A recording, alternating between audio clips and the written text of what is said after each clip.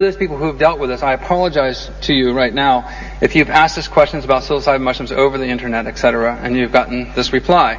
I'm sorry, we do not discuss the cultivation of psilocybin mushrooms. Now, don't be offended, because all the information is in my books, and should you want information on the cultivation of psilocybe cyanescens on wood chips outdoors, there are not only chapters of that in my books, but there's also other species that are edible and gourmet mushrooms, and the techniques are virtually the same. All you do is substitute one species for that description or technique, and you can quickly come to the same conclusion. So, probably the most significant psilocybin active mushroom of this century is Psilocybe cubensis. This photograph was taken outside of Palenque in Mexico, and this single mushroom, as most all of us are aware of, can easily be cultivated and is extremely popular. The cool thing about this whole field is that we can collect spore prints, we can put them on paper, we can put them into envelopes, and we can mail them all over the world. And it's a very convenient and easy way to spread spore mass and progeny. All of you here, whether you know it or not, are psilocybin mushroom cultivators by the mere fact that you're in this room with each other. We are all spreading spore mass on our clothes, on our hats, etc. And by going back to our respective homes, the mushrooms are using us as vehicles for spreading their spores. And I don't think this is necessarily happenstance. I think there's a grand design in this whole scheme, as I'll show. And a very fun thing to do, and I hope many of you come to Palenque. We kind of started this tradition 2 years ago. Is there's lots of Psilocybe cubensis growing in the fields there, and so before everybody departs, we encourage them to take spore prints on their hats, spore prints on their clothing, and then when you go through customs and you get onto airplanes, even though you may be beside extremely conservative neo-fascist Christian types, you can enlist their support for spreading spores around the world.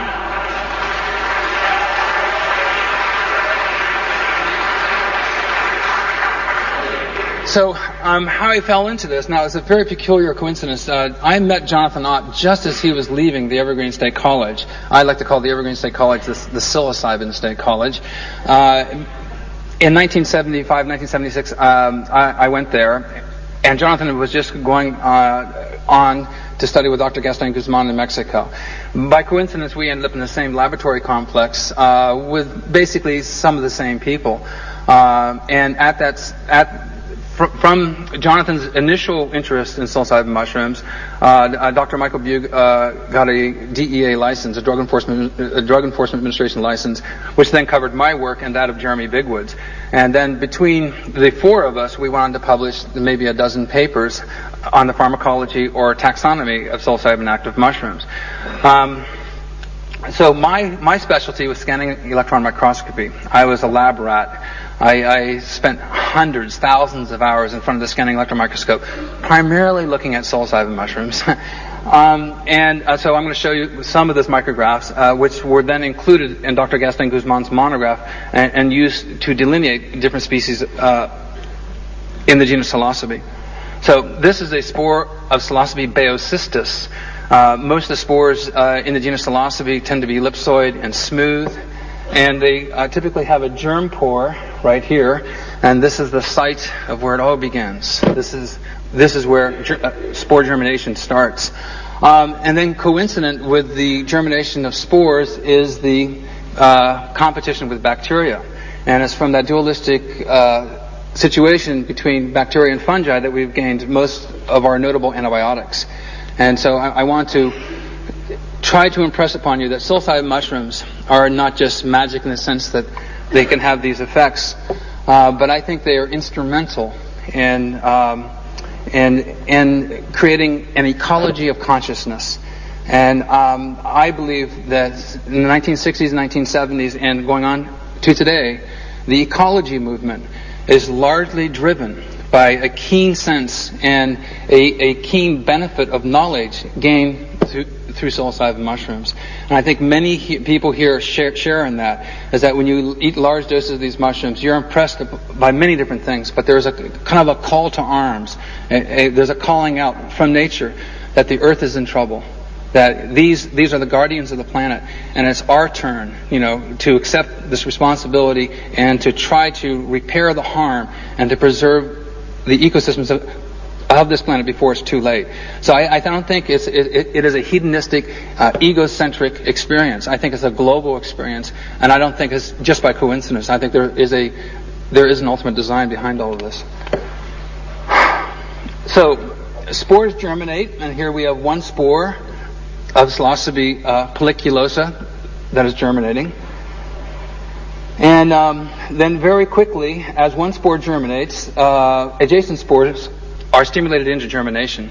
So there is a kind of a domino effect where there's an increasing number of spores that are germinating as time goes on. And then very quickly, a mycelial network is created, a web.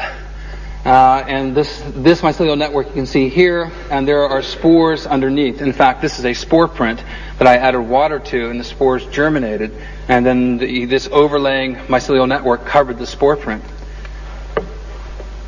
Now, very quickly, this mycelial network extends, and it's exquisitely well designed. It's a mosaic of cells, and I believe it is Earth's natural internet. There are mosaics of interfacing mycelial networks upon one another over every landmass on this planet. If you were to take a cubic inch of soil or sawdust that is well permeated with mushroom mycelium, and you were to stretch the cells end on end, there can be more than a mile or 2/3 of a kilometer of hyphal cells stretched end upon end. So in this much soil, there can be almost a kilometer of mushroom mycelium stretched end on end. There is no site-specific orifice for the digestion of nutrients. The entire surface area is a membrane for the release of enzymes and acids which break down plant material. It is the entire foundation of our ecosystem. Without fungi, all the plants would quickly die because there would be a lack of nutrients. It's the recycling of dead plant material and other organic complexes back into the ecosystem that is made possible by the mushroom mycelium. I believe this mycelial network is a neural network for the Gaian consciousness. I believe we all are partaking and taking steps through different doors, coming to the same realization that we aren't separate from this planet. We are of this planet. We are a community. Our minds may think that we are humans and those are animals and those are plants, but I think many of us have come to realize that we're all part of a one. And the mushroom mycelium is the natural neural net that is sentient. And I do not exaggerate. I believe that mushroom mycelium has a consciousness. It is sentient. When something happens in the ecosystem, especially a catastrophe, it is the mycelial networks that sense this and then design responses for quickly capturing nutrients that are locked up in dead organic plant material